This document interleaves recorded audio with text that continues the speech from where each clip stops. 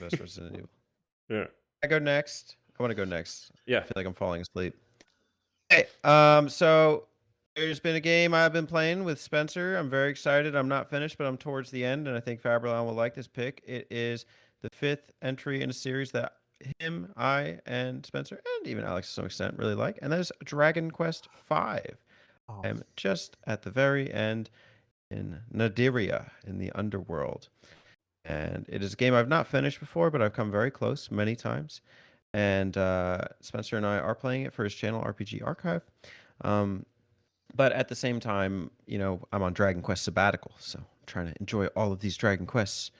And this is one I've been looking forward to for a long time. I would have picked something different, but it's just time has not been on my side, and I've not been able to play much.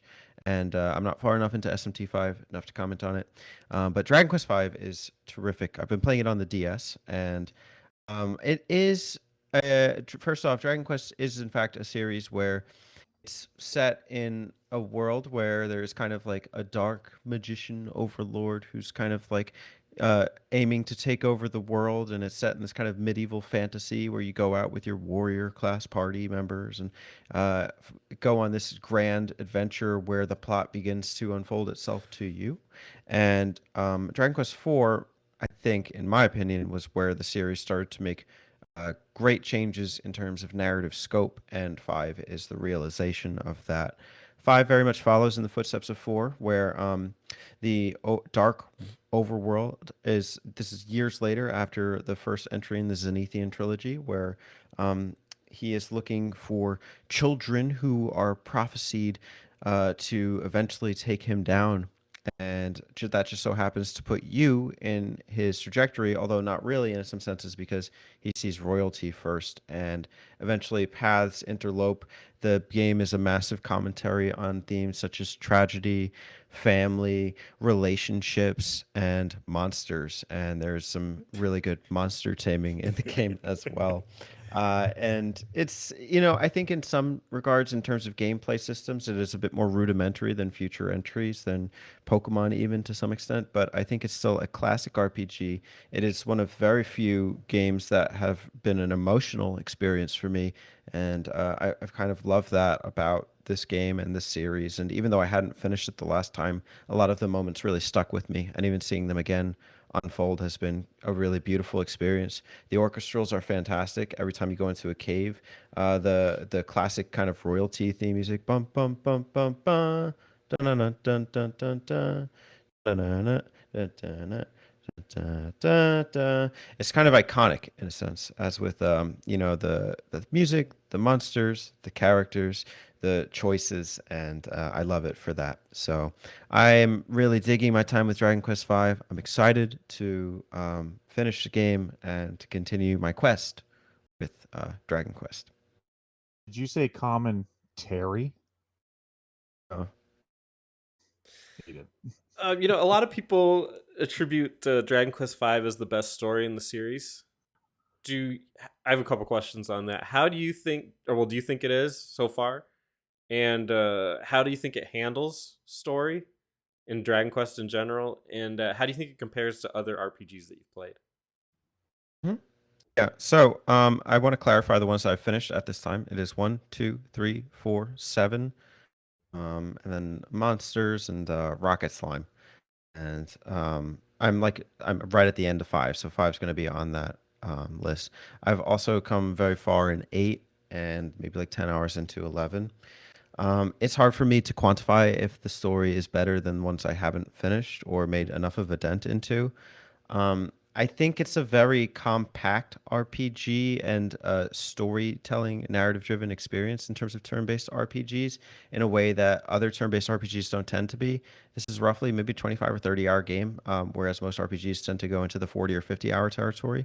I think I really like it because like a lot of turn-based RPGs fall into this kind of Japan trope, like the personas, or SMTs, or like kind of like the anime-esque in like Final Fantasy. And I tend to turn off a little bit when that happens. Persona is a different story, but I do think it is kind of like anime-esque in a sense, and I think that is a bit of a trope. Versus, I think Dragon Quest is just like a really well-made game. It's a really well-conceived story. The impact of like certain decisions that happen, I think you really do get like, even though he's a silent protagonist, I happen to love just his identity is formed through the relationships with like your father, with your wife, with Bianca at the beginning of the game, with Harry, Prince Harry. There's even moments like where you just see like sub stories that like not necessarily they're sub quests, but they're sub stories that have like a really significant impact. Georgie Porgy, like I don't like if know if that name means anything to you guys at like the last time you played it, but like just seeing that happen and seeing how it fits into like the grand scheme about like what's happening with like the quest to find the true hero, the legendary hero. And I think they're fun with it. Like this is really fun, and it's fun with puns. You know how they always give these monsters like, funny names, like but also just in terms of like plot lines. Like you're not the legendary hero, your son is. So like spoiler alert, I guess. What But about a Dr. Agon? Dr. Agon, classic. Dr. Agon. They weren't even Yeah, trying. some of them are laughable. Other ones are good. Like Bruise of Ooze or something. I don't know, but you get the picture. I love that every monster that you tame gets a nickname. They get like one of like 3 or 4 nicknames. So they have not Yeah. only do they have like 4 different names for each one, which is kind of cute. Mhm. Heel slime is Mikeel. It's not even Michael. It's Mickey Owl. Yeah. So good. I mean, I could have a million Experience. questions for you on this, and I will, but I don't want to take up all the time on this one. I actually have a question on that. So, have you watched the Dragon Quest movie Your Story? No. Yes, we all three did. We did a Discord server and we watched it. Oh, that's cool. No. Okay. Do you want my thoughts? Yeah. I was with it until it became a "you're in the movie" type of thing. Yeah. I was gonna ask Teddy at the end of the game whenever you find out you're in a simulation, how does that work on that? Haven't gotten to that part yet, and I One of the more- probably never will. One of the more unique SNES experiences, I'll tell you that. Yeah, Yeah. you find out you're in a simulation in the future of a Super Nintendo game, and it's like it predicts its own its own legacy. There's only people in One of their Japan best- because it was only on the Super Famicom, so we weren't even treated to that kind of Yeah. meta Yeah, experience. Yeah. Now as a person, because I am, As a person. that's only really play that only really Alex played- the robot as a human. I just wanted to make sure that you guys knew that I have human emotions, and that I am a human. Now, I've only really played put time into 11. And I am wanting to go back and play 8 because you gave me a copy of 8. Would 5 be a good place to jump in? Do you feel like that'd be a good starting point for people? Yeah. Yeah, I would say so. Personally, I would say the best points to jump into Dragon Quest if you're new, I would say either 8 or 11, personally at least. But 5 is a good place to start because really you don't have to play Dragon Quest games chronologically. So Yeah. I mean, First one I ever. you don't need to play 4 to enjoy 5. Right, yeah. Although it does have some bearing on Well, just your yeah, grasp. there's the Zenithia thing, but other than that, it's its own thing. That's not true because in the sense that the dark magician or like the kind of what was it, the theory of evolution or whatever, like they started Ragnar's chapter by abducting kids, and that's still very much a theme even from the first ghost town that you go into in Dragon Quest V and even Oh. throughout like the other sagas. So, having played these back to back, I do see a bit more semblance between the games.